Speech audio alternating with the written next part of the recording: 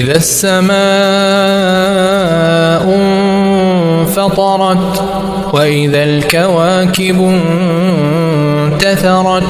وإذا البحار فجرت وإذا القبور بعثرت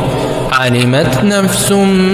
ما قدمت وأخرت يا أيها الإنسان ما غرك بربك الكريم الذي خلقك فسواك فعدلك في أي صورة ما شاء ركبك كلا بل تكذبون بالدين وإن عليكم لحافظين كراما كاتبين يعلمون ما تفعلون إن الأبرار لفي نعيم وإن الفجار لفي جحيم يصلونها يوم الدين وما هم عنها بغائبين وما أدراك ما يوم الدين ثم ما أدراك ما يوم الدين يوم لا تملك نفس لنفس شيئا والأمر يومئذ لله إذا الشمس كورت وإذا النجوم انكدرت وإذا الجبال سيرت وإذا العشار عطلت وإذا الوحوش حشرت وإذا البحار سجرت وإذا النفوس زوجت وإذا الموءودة سئلت بأي ذنب قتلت وإذا الصحف نشرت وإذا السماء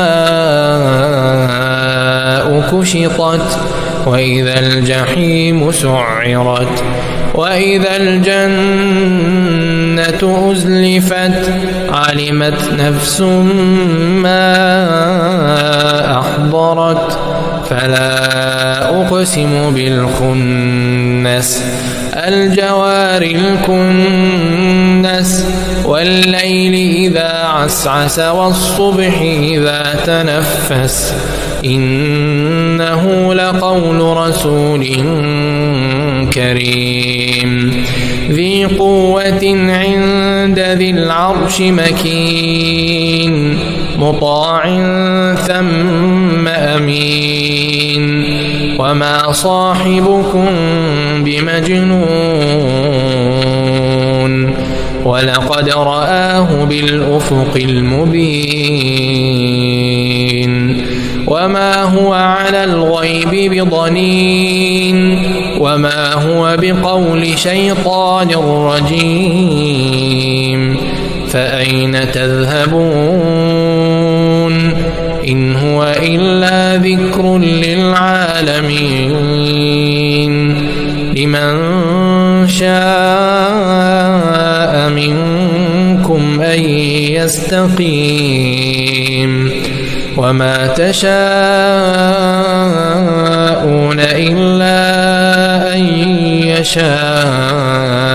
الله رب العالمين عبس وتولى أن جاءه الأعمى وما يدريك لعله يزكى أو يذكر فتنفعه الذكرى أما من استغنى فأنت له تصدى وما عليك ألا يزكى وأما من جاءك يسعى وهو يخشى فأنت عنه تلهى كلا إنها تذكرة تذكرة فمن شاء ذكره في صحف مكرمة مرفوعة مطهرة بأيدي سفرة كرام بررة قتل الإنسان ما أكفره من أي شيء خلقه من نطفة خلقه فقدره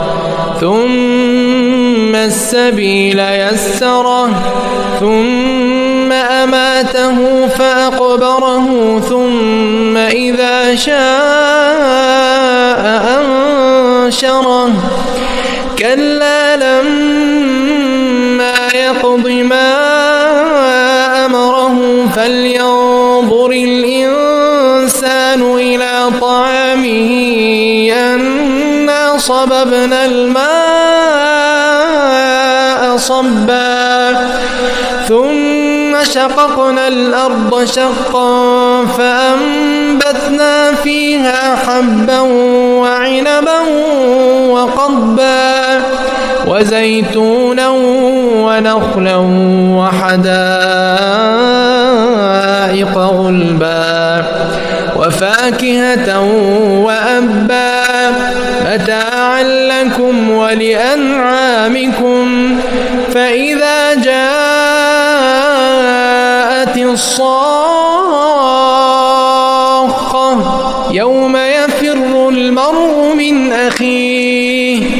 يوم يفر المرء من أخيه وأمه وأبيه وصاحبته وبنيه